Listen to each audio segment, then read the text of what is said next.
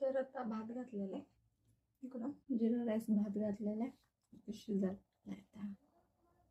आणि फ्रीजमधनं काढून घेतलेलं आहे मी हे पुरण वगैरे करून, म्हणजे डाळ आणि गूळ हे करून ठेवलेलं फ्रीजमध्ये, ते काढून घेतलेलं, तर त्याचं आपल्याला करायचं आहे बारीक.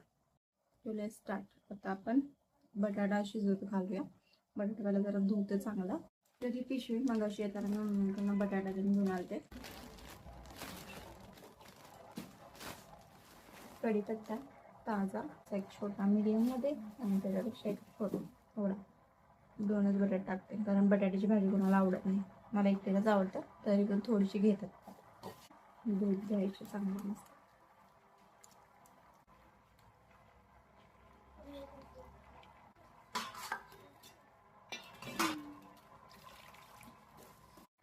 तर इकडं भात शिजत आलं आणि थोडा बटाटा घातला. तर हे आता आपण पुरण करायला घेणार आहे. हे पातेलं आहे, ह्याच्यामध्ये आता पुरण करायला घेतलेलं आहे.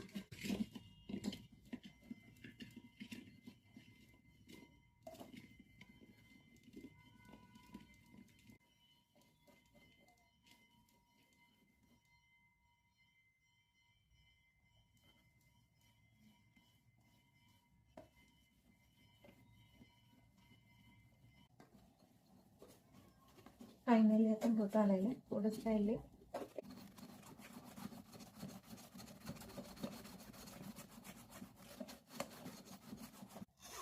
त्याचं काढून घ्यायचं.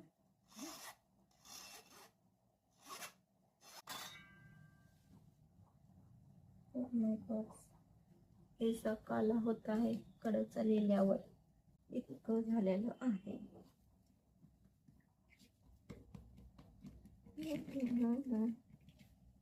झाकून ठेवलेलं. पीठ मळायचं आहे. पहिला मी मसाला करून, पहिलं पीठ मळून आमटी घालून, पहिलं पीठ मळतो म्हणजे हे होईल. हे झाकून ह्याच्यावर हे झाकण लावतो, त्याच्यावर धुवून घेऊ शकतात.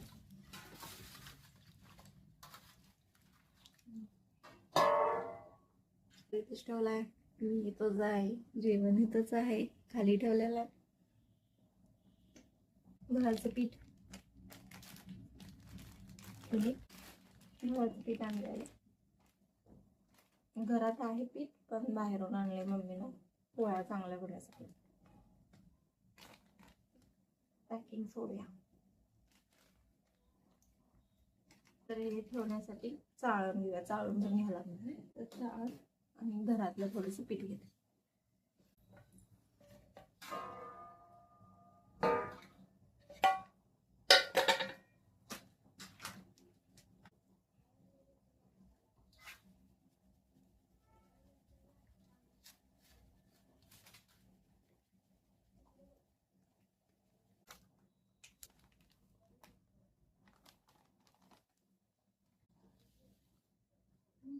ओकेच, जास्त झाले तर कमी करते.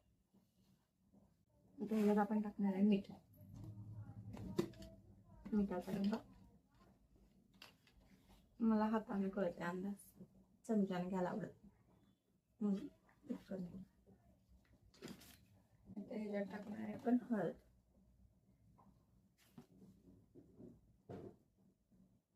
इतकी हळद,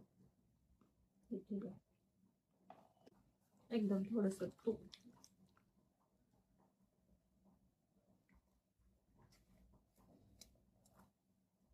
मळतानाच टाकते, कारण मला जेवणात आवडत नाही.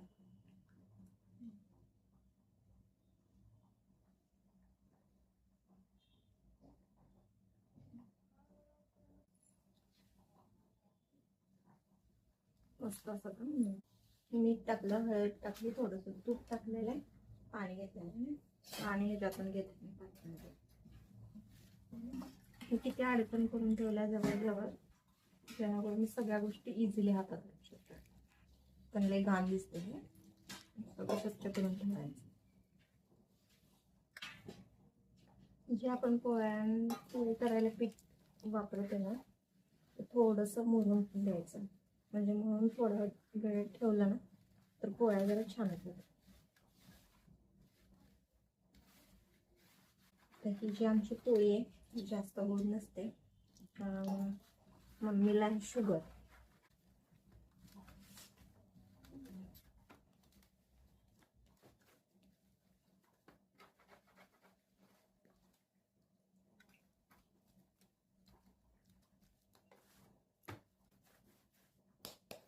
तर जरा तेल ठेवू आपण. इतकं तेल